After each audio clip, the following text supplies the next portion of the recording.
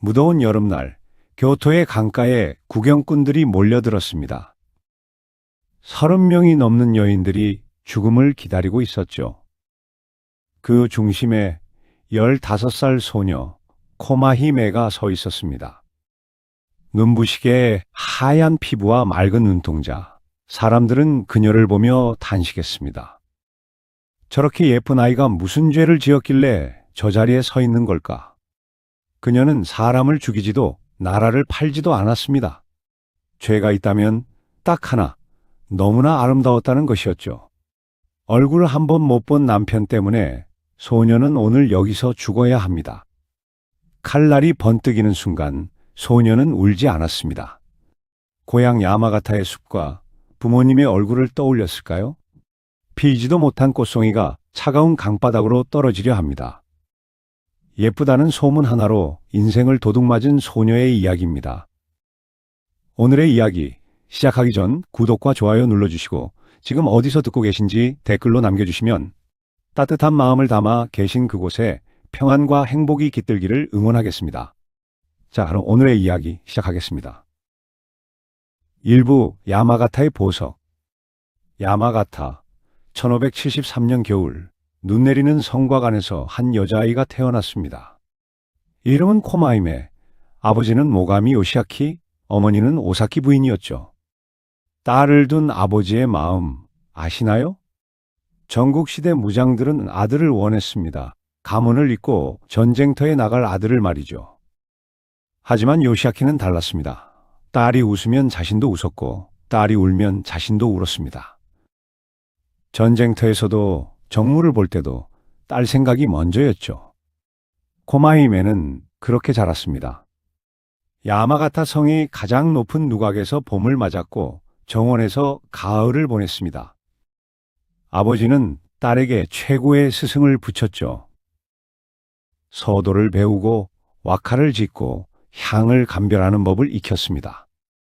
양가 규수로 자라기에 부족함이 없었죠. 모가미 가문은 야마가타를 다스리는 다이묘였습니다. 요시아키는 용맹한 무장이었고요. 누구나 이 아이는 행복할 거라 생각했습니다. 1586년 코마히메는 13살이 되었습니다. 소녀는 아름다웠습니다. 긴 머리, 하얀 피부, 맑은 눈동자를 가졌죠. 야마가타에 꽃이 피었다는 소문이 퍼졌습니다. 이웃 다이묘들이 혼담을 보냈습니다. 하지만 요시아키는 고개를 저었죠. 아직 일렀다고, 코마는 아직 어리다고 했습니다. 아버지는 시간을 끌었습니다. 딸과 헤어지고 싶지 않았던 걸까요? 아니면 예감이 있었던 걸까요? 1587년 운명이 움직이기 시작했습니다. 교토에서 전령이 왔습니다. 도요토미 히데스구가 코마히메를 원한다는 정갈이었죠. 히데스구는 천하인 도요토미 히데요시의 조카이자 양아들이었습니다. 요시아키의 얼굴이 굳었습니다. 이것은 청원이 아니었습니다. 권력자의 통보였죠. 거절하면 모가미 가문이 위험해질 수도 있었습니다. 하지만 아버지는 답장을 미뤘습니다. 아이가 아직 어리다고.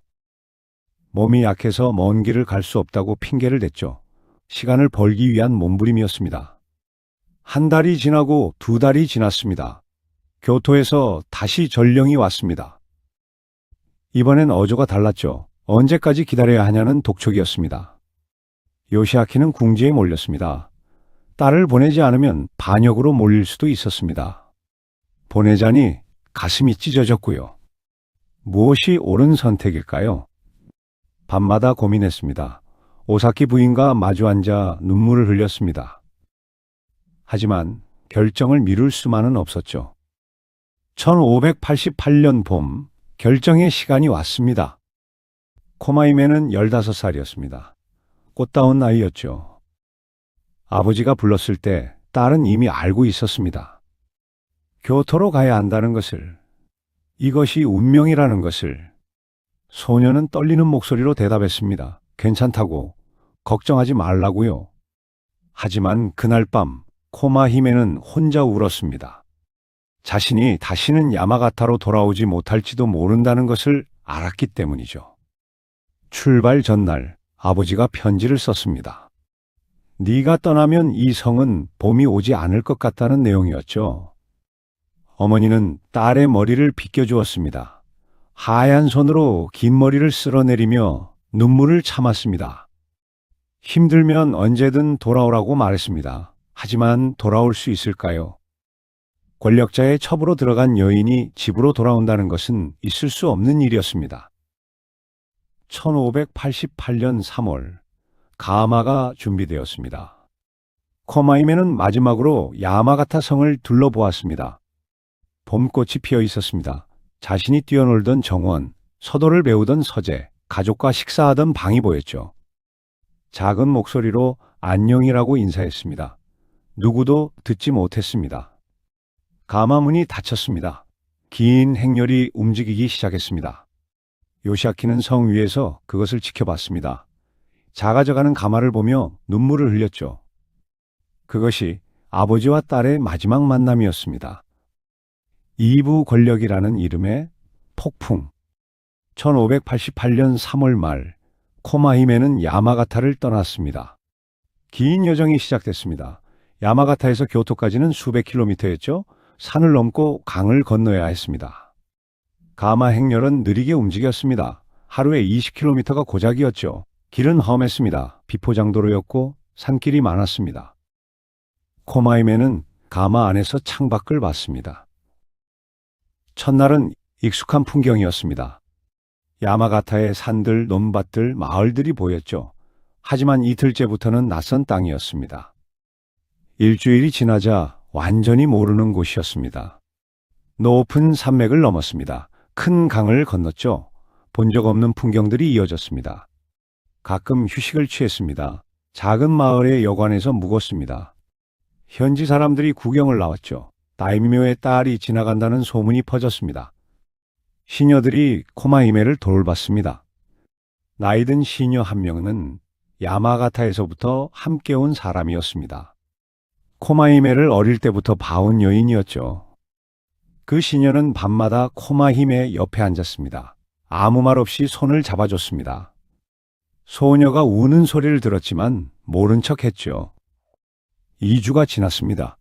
행렬은 점점 남쪽으로 내려갔습니다. 날씨가 따뜻해졌습니다. 야마가타보다 봄이 빨리 왔습니다. 벚꽃이 피기 시작했죠. 아름다웠지만 코마히메는 기뻐하지 않았습니다. 3주째 큰 도시들을 지나기 시작했습니다. 야마가타보다 훨씬 큰 마을들이었습니다. 사람도 많고 집도 많았죠. 시장이 열리고 상인들이 물건을 팔았습니다. 하지만 코마히메는 구경할 마음이 없었습니다. 교토에 가까워질수록 불안이 커졌습니다. 한 달이 지났습니다. 1588년 4월 말, 행렬은 마침내 교토에 도착했습니다. 코마히메는 가마에서 내려 교토를 바라봤습니다. 교토는 놀라웠습니다. 야마가타와는 차원이 달랐습니다. 거대한 도시였죠. 수많은 사원, 저택, 상가들이 빼곡했습니다. 사람들로 넘쳐났습니다. 천황이 사는 도시였습니다. 권력의 중심이었죠. 화려했지만 무서웠습니다. 안내를 받아 숙소로 향했습니다. 번화한 거리를 지났습니다. 사람들이 쳐다봤습니다. 다이묘 딸의 행차였으니까요. 숙소는 아름다운 저택이었습니다. 큰 정원이 있었습니다. 연못에는 잉어가 헤엄쳤습니다. 방에는 비단 병풍이 놓여 있었고 바닥에는 고급 다다미가 깔려 있었죠. 시녀들이 짐을 풀었습니다. 옷을 정리하고 방을 꾸몄습니다.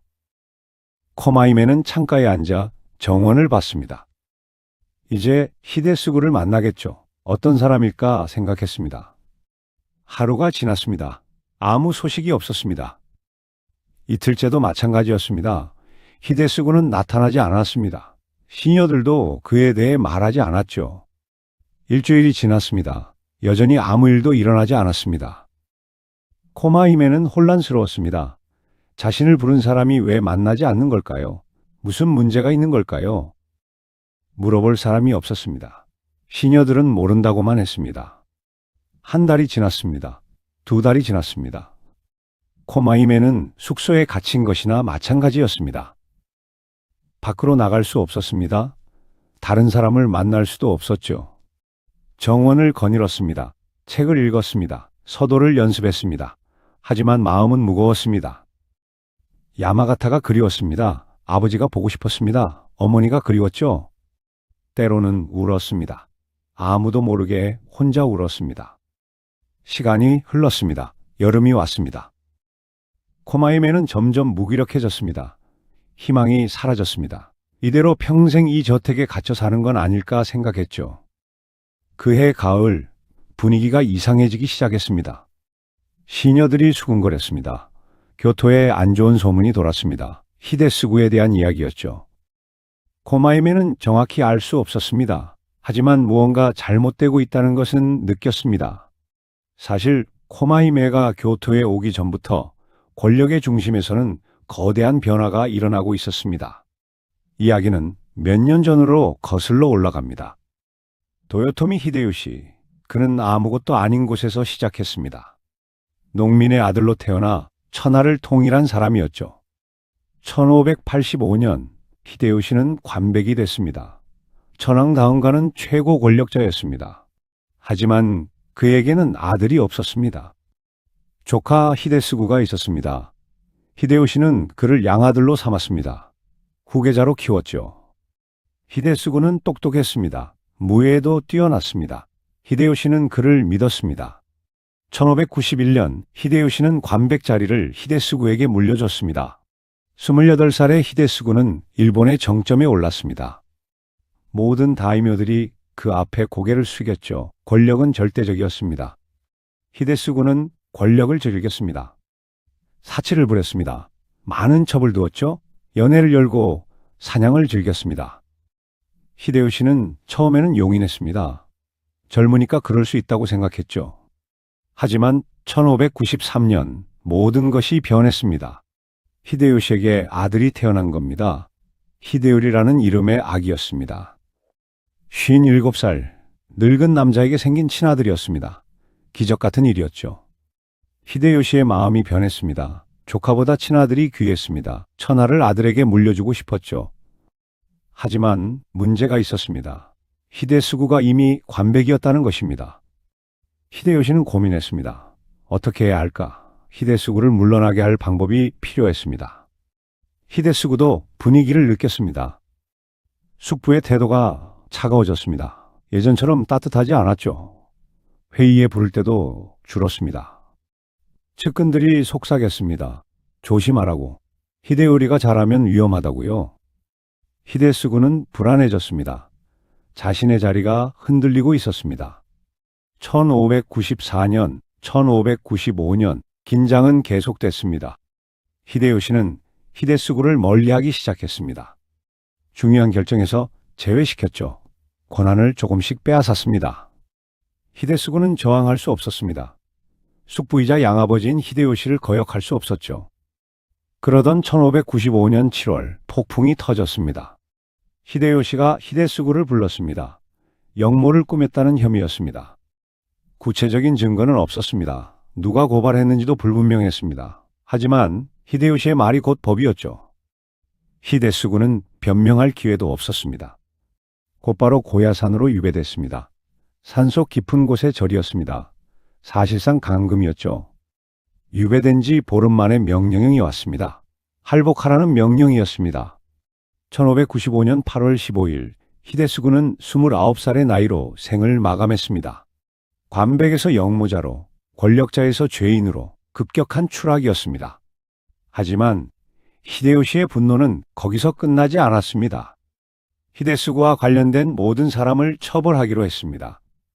측근들이 잡혀갔습니다. 시종들이 처형됐죠. 그리고 첩들도 마찬가지였습니다. 히데스구에게는 30명이 넘는 첩이 있었습니다. 다양한 가문의 딸들이었죠.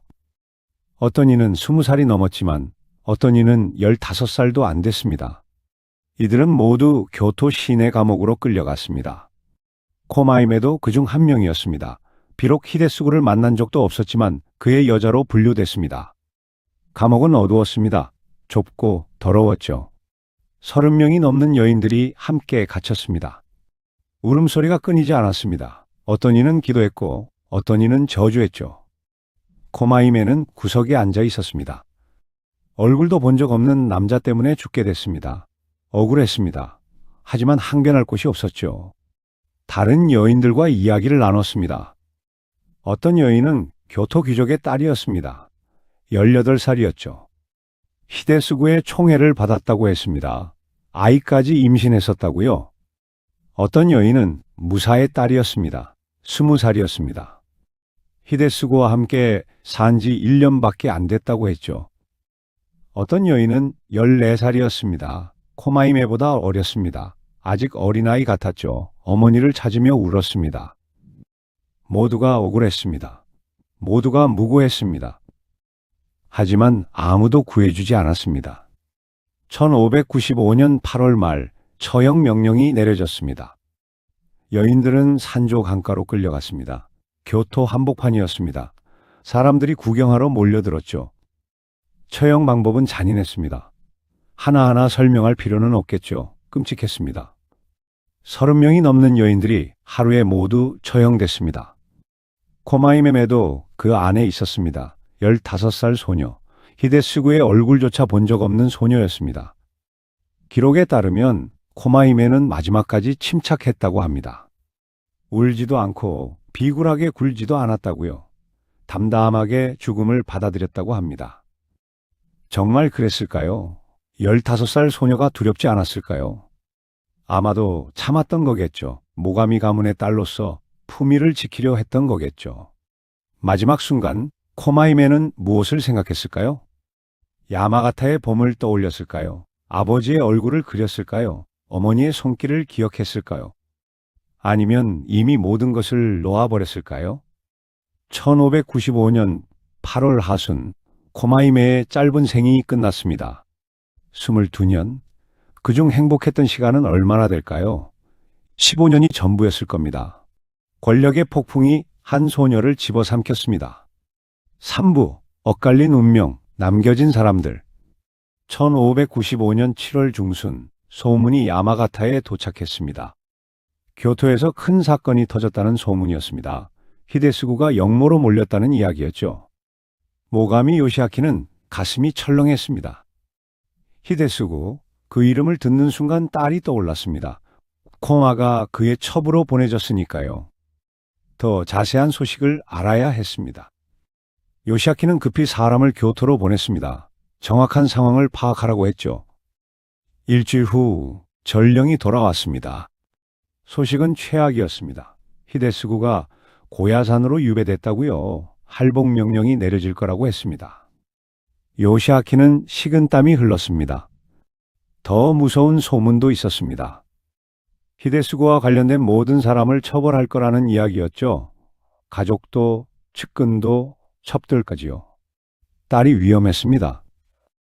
요시아키는 즉시 행동에 나섰습니다. 시간이 없었습니다. 먼저 신하 중 가장 믿을 만한 사람을 불렀습니다.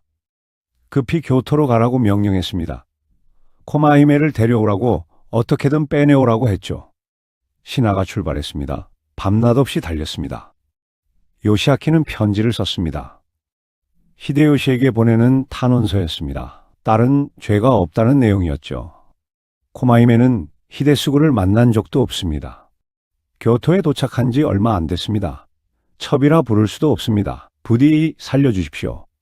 간절한 글이었습니다. 아버지의 애원이었죠. 편지를 여러 통 썼습니다. 히데요시뿐 아니라 영향력 있는 다이묘들에게도 보냈습니다.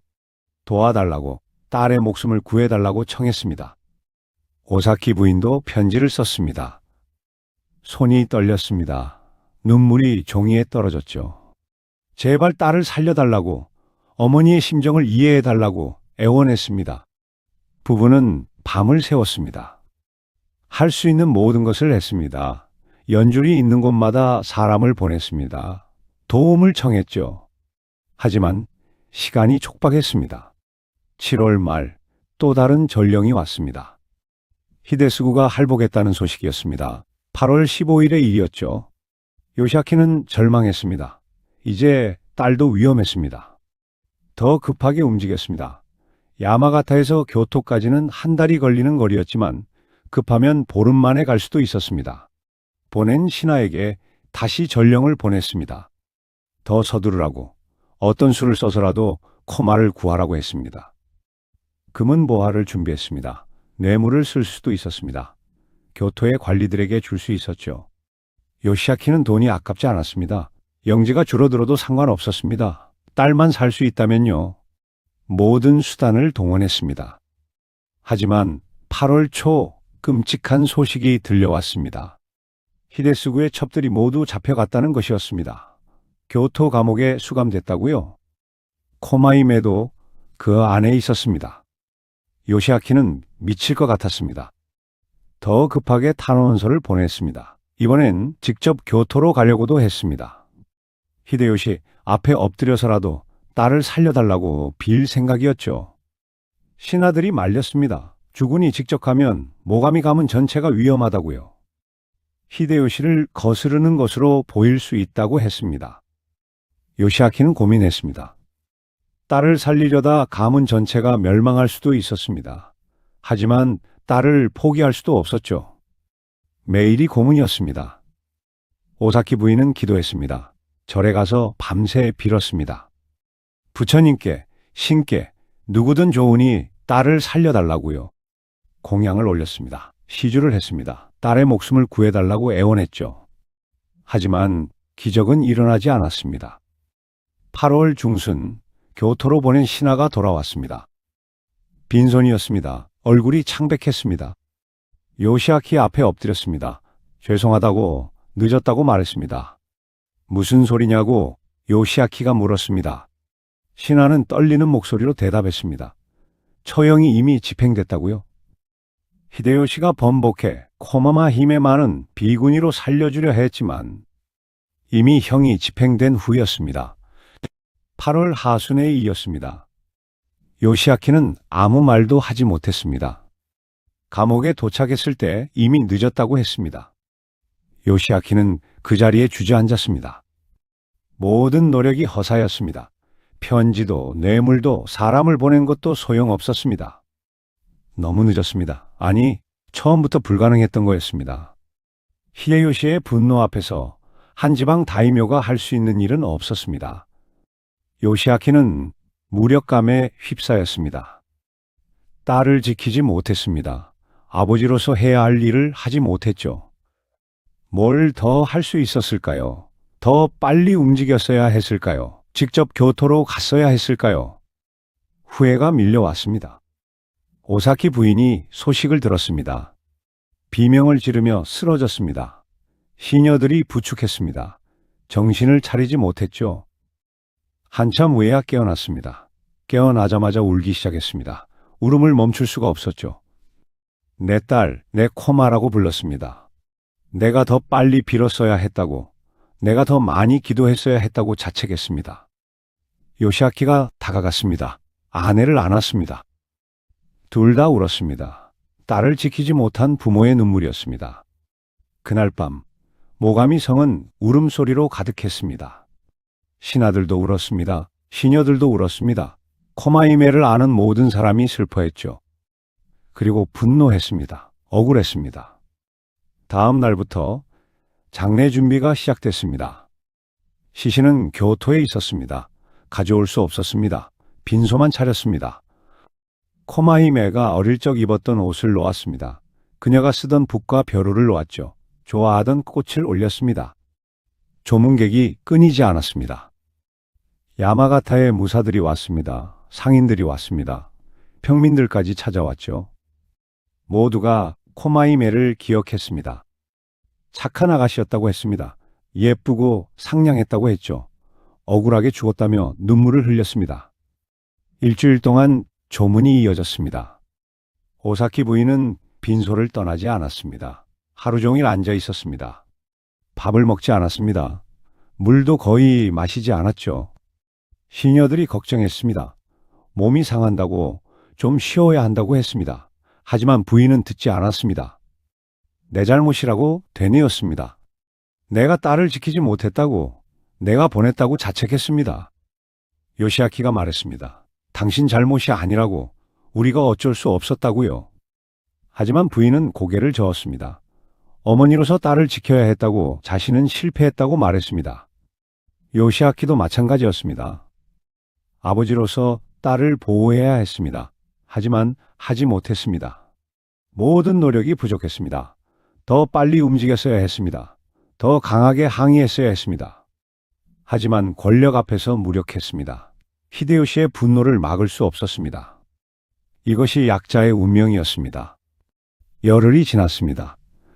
오사키 부인의 얼굴이 창백해졌습니다. 기운이 빠졌습니다. 일어서기도 힘들어했죠. 의원을 불렀습니다. 진찰을 했습니다. 특별한 병은 없다고 했습니다. 다만 기력이 너무 쇠했다고요. 보름째 되는 날 밤이었습니다. 오사키 부인이 요시아키를 불렀습니다. 손을 잡았습니다. 작은 목소리로 말했죠. 코마가 보고 싶다고요. 가봐야겠다고요. 요시아키는 손을 꽉 잡았습니다. 가지 말라고, 여기 있으라고 애원했습니다. 하지만 부인은 미소 지었습니다. 걱정하지 말라고, 괜찮다고 말했습니다. 그날 밤 오사키 부인이 숨을 거뒀습니다. 조용히 눈을 감았습니다. 고통스러워하지 않았습니다. 그저 잠드는 것처럼요. 요시아키는 아내의 손을 놓지 못했습니다. 한참을 그렇게 앉아 있었습니다. 딸을 잃고 이제 아내까지 잃었습니다. 두 여인 모두 떠나버렸습니다. 장례는 조용히 치러졌습니다. 코마히메와 오사키 부인을 함께 추모했습니다. 모녀가 하늘에서 만나기를 빌었죠. 요시아키는 무너졌습니다. 모든 것을 잃었습니다. 딸도 아내도 행복도 잃었습니다. 남은 것은 후회와 원한뿐이었습니다. 그 후 모가미성은 완전 희변했습니다. 웃음소리가 사라졌습니다. 음악소리도 들리지 않았습니다. 축제도 열리지 않았죠. 요시아키는 다른 사람이 됐습니다. 말수가 줄었습니다. 표정이 굳었습니다. 냉정해졌죠. 신하들이 조심스러워했습니다. 주군의 눈빛이 차가웠습니다. 예전의 온화함은 찾을 수 없었죠. 밤마다 요시아키는 혼자 있었습니다. 딸의 방에 갔습니다. 아무것도 바뀌지 않았습니다. 코마히메가 떠난 그대로였죠. 책상에는 붓이 놓여 있었습니다. 옷장에는 옷들이 걸려 있었습니다. 창가에는 그녀가 좋아하던 꽃병이 있었죠. 요시아키는 그 방에 앉아 있었습니다. 딸을 떠올렸습니다. 웃는 모습, 뛰어노는 모습, 서도를 쓰는 모습이 눈에 선했습니다. 가슴이 찢어졌습니다. 그리고 생각했습니다. 내가 더 할 수 있었던 게 없었을까? 딸을 살릴 방법은 정말 없었을까? 하지만 답은 나오지 않았습니다. 도요토미 히데요시에 대한 원한이 쌓였습니다. 왜 내 딸을 죽였을까? 무슨 죄가 있었을까? 히데스구를 만난 적도 없는데 왜 처형했을까? 분노가 커졌습니다. 하지만 어쩔 수 없었습니다. 히데요시는 천하인이었습니다. 감히 대적할 수 없었죠. 그저 참을 수밖에 없었습니다. 하지만 잊을 수는 없었습니다. 1598년 히데요시가 죽었습니다. 62살이었습니다. 병으로 죽었죠. 요시아키는 그 소식을 들었습니다. 감정이 복잡했습니다. 기쁘지도 슬프지도 않았습니다. 그저 허무했죠. 천하는 다시 혼란에 빠졌습니다. 히데요시의 아들 히데요리는 아직 어렸습니다. 겨우 5살이었죠. 권력을 잡을 나이가 아니었습니다. 유력한 다이묘들이 움직였습니다. 도쿠가와 이에야스가 가장 강했습니다. 이시다, 미스나리가 대항했죠. 둘의 대립이 심해졌습니다. 전쟁이 불가피했습니다. 1600년 마침내 결전이 다가왔습니다. 세키가하라 전투였습니다. 일본을 둘로 나누는 싸움이었죠. 서구는 이시다, 미스나리가 이끌었습니다. 도요토미 가문을 지키려는 세력이었습니다. 동구는 도쿠가와 이에야스가 이끌었습니다. 전국의 다이묘들이 선택해야 했습니다. 서군이냐 동군이냐. 모가미 요시아키도 결정해야 했습니다. 신하들이 모였습니다. 어느 쪽을 택할지 논의했습니다. 어떤 신하는 서군을 택하자고 했습니다. 모가미 가문은 도요토미에게 복속되어 있다고 의리를 지켜야 한다고 말했죠. 어떤 신하는 동군을 택하자고 했습니다. 도쿠가와가 승리할 거라고 신리를 택해야 한다고 했습니다. 요시아키는 듣고 있었습니다. 한참을 생각했습니다. 그리고 결정을 내렸습니다. 동군이라고 도쿠가와를 돕겠다고 했습니다. 신하들이 놀랐습니다. 왜냐고 물었습니다. 요시아키는 짧게 답했습니다. 도요토미를 용서할 수 없다고요. 내 딸을 죽인 자들을 지킬 수 없다고요. 복수였습니다. 늦었지만 복수였습니다. 딸을 살리지 못한 아버지가 할 수 있는 마지막 일이었습니다. 신하들은 더 이상 말하지 않았습니다. 주군의 결심을 알았습니다. 모가미 군이 출진 준비를 했습니다. 요시아키는 직접 군을 이끌었습니다. 57살의 나이였지만 여전히 건장했습니다. 전쟁터로 향했습니다. 마음은 복잡했습니다. 이것이 옳은 선택일까? 딸을 위한 복수일까? 아니면 그저 자기 만족일까? 알 수 없었습니다. 하지만 돌이킬 수 없었습니다. 1600년 9월 15일 세키가하라 전투가 벌어졌습니다. 모가미군은 동군으로 싸웠습니다. 요시아키는 용맹했습니다. 적진을 돌파했습니다. 하루 종일 싸웠습니다. 수많은 사람이 죽었습니다. 피가 강을 이뤘죠. 저녁이 되자 승부가 났습니다. 동군의 승리였습니다. 서군이 무너졌습니다. 도요토미 가문은 몰락의 길을 걸었습니다. 요시아키는 전장에 서 있었습니다. 승리했습니다. 복수를 했습니다. 하지만 기쁘지 않았습니다. 딸이 돌아오는 것도 아니었습니다. 아내가 살아나는 것도 아니었죠. 그저 허무했습니다. 전쟁이 끝나고 집으로 돌아왔습니다. 야마가타 성은 여전히 텅 비어 있었습니다. 요시아키는 딸의 방으로 갔습니다. 앉아서 창밖을 봤습니다. 그날 밤 요시아키는 처음으로 울었습니다. 딸이 떠난 지 5년 만이었습니다. 참았던 눈물이 터졌습니다. 한참을 울었죠. 이후 요시아키는 야마가타를 다스렸습니다. 전쟁의 공으로 영지가 늘었습니다. 모가미 가문은 번창했습니다. 하지만 요시아키는 행복하지 않았습니다. 밤마다 딸 생각을 했습니다. 가족이 함께했던 시절을 그리워했죠. 그리고 후회했습니다. 딸을 살릴 수 있었을 거라고 더 노력했어야 했다고요. 나이가 들었습니다. 머리가 휘었습니다. 몸도 약해졌습니다. 1614년 요시아키는 병상에 누웠습니다. 70살이었습니다. 오래 산 편이었죠. 하지만 행복했던 적은 별로 없었습니다. 임종이 다가왔습니다. 신하들이 모였습니다. 마지막 말을 기다렸죠. 요시아키는 작은 목소리로 말했습니다. 코마를 만나러 간다고요? 오사키를 만나러 간다고요? 오래 기다렸다고 말했습니다. 그리고 미안하다고 말했습니다. 지켜주지 못해서 미안하다고요. 그리고 눈을 감았습니다. 장례가 치러졌습니다. 성대했습니다. 많은 사람이 찾아왔죠.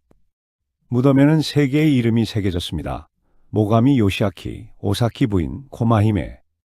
떨어져 있었지만 다시 함께했습니다. 가족은 결국 함께였습니다. 사부 못다 핀 꽃잎과 남겨진 이들의 눈물. 400년이 흘렀습니다. 전국시대는 끝났습니다. 전쟁도 끝났고 권력 다툼도 사라졌죠. 모가미 가문도 도요토미 가문도 역사 속으로 들어갔습니다. 하지만 코마히메는 남았습니다. 야마가타 사람들은 그녀를 잊지 않았습니다. 세대가 바뀌어도 시대가 바뀌어도 그 이야기는 전해졌죠. 왜일까요? 왜 사람들은 한 소녀의 이야기를 기억하는 걸까요? 아마도 억울함 때문일 겁니다. 죄 없는 사람이 권력자의 분노에 희생됐다는 것. 그 부당함이 사람들 마음을 움직였던 거죠. 그리고 슬픔 때문일 겁니다. 꽃다운 나이에 생을 마감한 소녀. 부모의 품으로 돌아가지도 못한 딸. 그 슬픔이 오래도록 남았던 겁니다. 코마히메의 묘는 야마가타 시내에 있습니다. 조용한 절 한 구석입니다. 크지 않은 묘석이 서 있죠. 이름이 새겨져 있습니다. 코마히메, 1573년에서 1595년까지요. 22년, 짧은 생이었습니다. 묘 앞에는 항상 꽃이 놓여 있습니다. 누가 놓는지 모릅니다. 하지만 늘 새로운 꽃이 있죠. 야마가타 사람들이 번갈아 가며 놓는 겁니다. 해마다 8월이 되면 추모제가 열립니다. 사람들이 모입니다. 젊은 사람도 있고 나이 든 사람도 있습니다. 코마힘의 이야기를 듣고 자란 사람들이죠. 향을 피우고 꽃을 올리고 기도합니다. 편히 쉬라고, 이제는 고통 없는 곳에 있으라고요. 어떤 이는 눈물을 흘립니다. 400년 전 소녀를 위해 우는 겁니다. 이상한 일 아닐까요? 만난 적도 없는 사람을 위해 눈물을 흘리다니요. 하지만 코마이메의 이야기는 그런 힘이 있습니다. 오늘날 우리는 코마이메 이야기를 어떻게 봐야 할까요? 단순히 옛날 이야기로만 볼 수 있을까요? 아니면 여전히 의미가 있는 걸까요? 사실 코마힘의 이야기는 지금도 반복되고 있습니다. 권력 앞에 무력한 개인, 선택권 없이 끌려가는 삶, 자신의 의지와 무관하게 희생당하는 사람들. 형태만 바뀌었을 뿐 본질은 같습니다.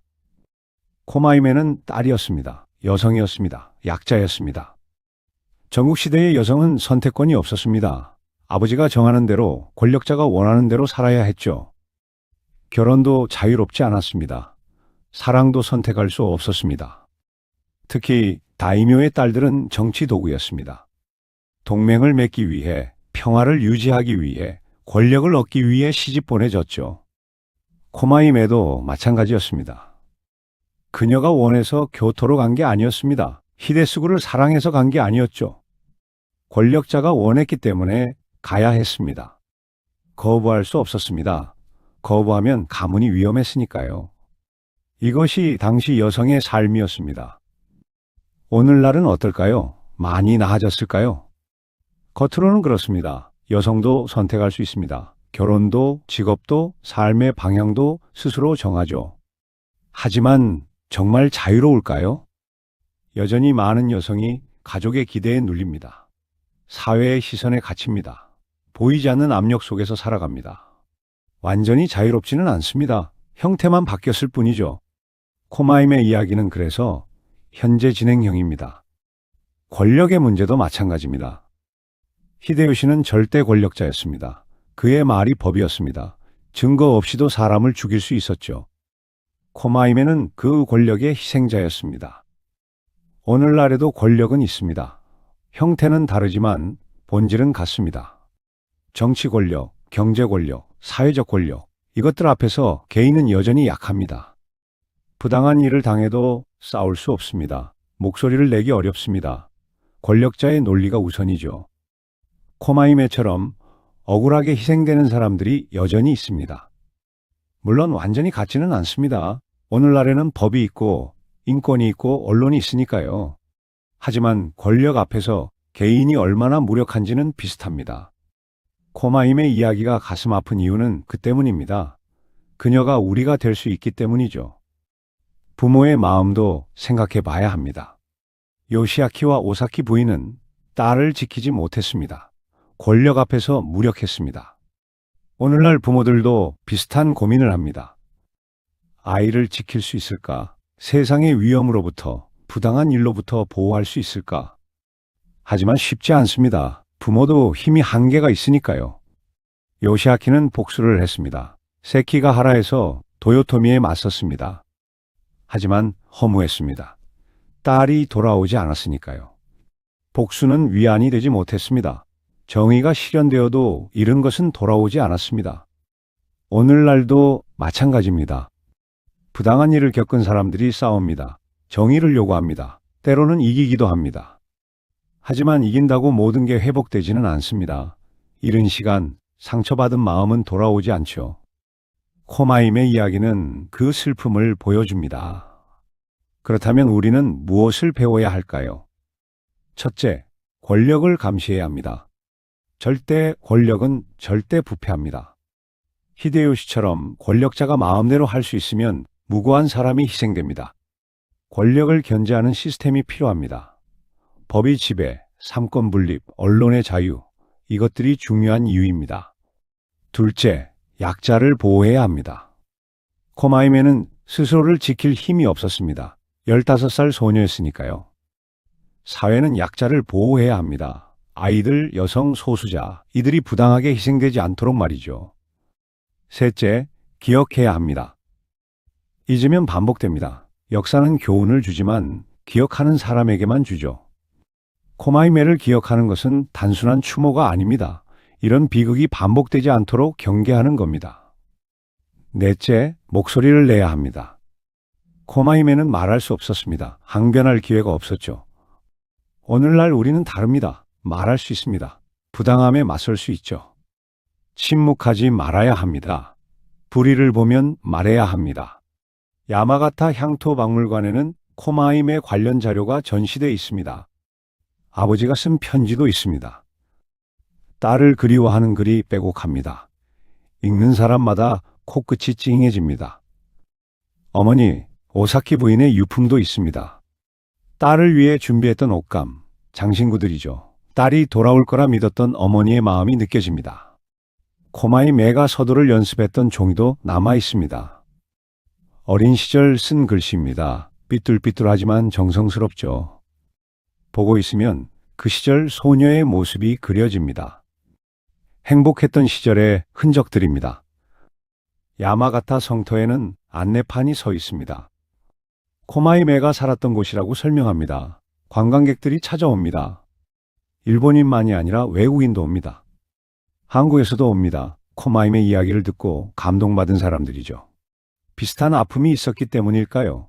권력에 희생된 여성의 이야기는 국경을 넘습니다. 조선시대에도 비슷한 이야기가 많습니다. 정략 결혼으로 끌려간 공주들, 권력 다툼에 휘말린 왕비들, 희생당한 여인들. 역사는 반복되고 슬픔은 공유됩니다. 사람들은 성터를 거닐며 상상합니다. 여기서 코마히메가 뛰어놀았을 거라고. 저기서 부모님과 함께 꽃을 봤을 거라고요. 그리고 슬퍼합니다.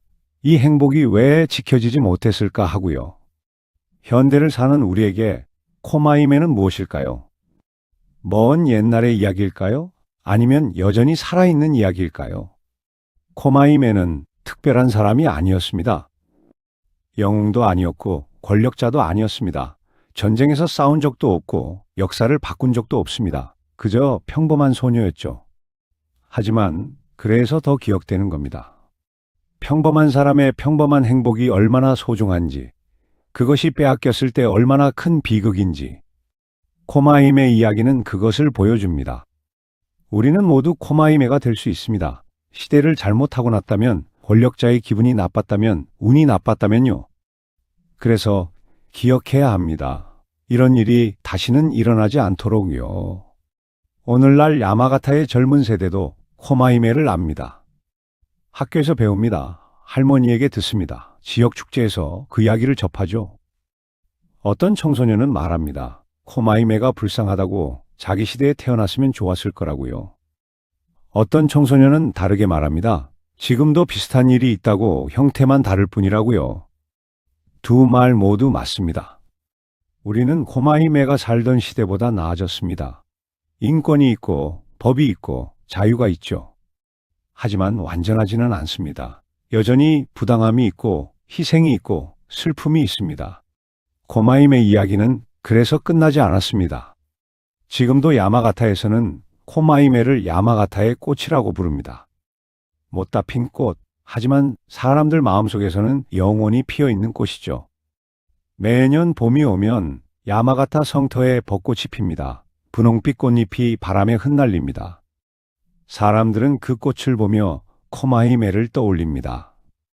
저 꽃처럼 아름답게 살았을 소녀, 저 꽃처럼 짧게 졌던 생을요. 코마히메의 이야기는 끝났습니다. 하지만 그녀는 끝나지 않았습니다. 기억 속에서, 이야기 속에서, 사람들 마음 속에서 계속 살아 있습니다. 그것이 우리가 할 수 있는 일입니다. 기억하는 것, 전하는 것, 슬퍼하는 것, 그리고 배우는 것. 400년 전 15살 소녀를 위해서요. 그리고 오늘을 사는 우리를 위해서요. 코마히메는 묻습니다. 세상이 나아졌느냐고. 이런 비극이 사라졌느냐고. 우리는 답해야 합니다. 아직은 아니지만 노력하고 있다고. 당신을 기억하며 더 나은 세상을 만들고 있다고요. 그것이 코마히메에게 줄 수 있는 최선의 추모입니다. 오늘의 이야기는 여기까지입니다. 다음에 더 좋은 내용으로 다시 찾아뵙겠습니다. 감사합니다.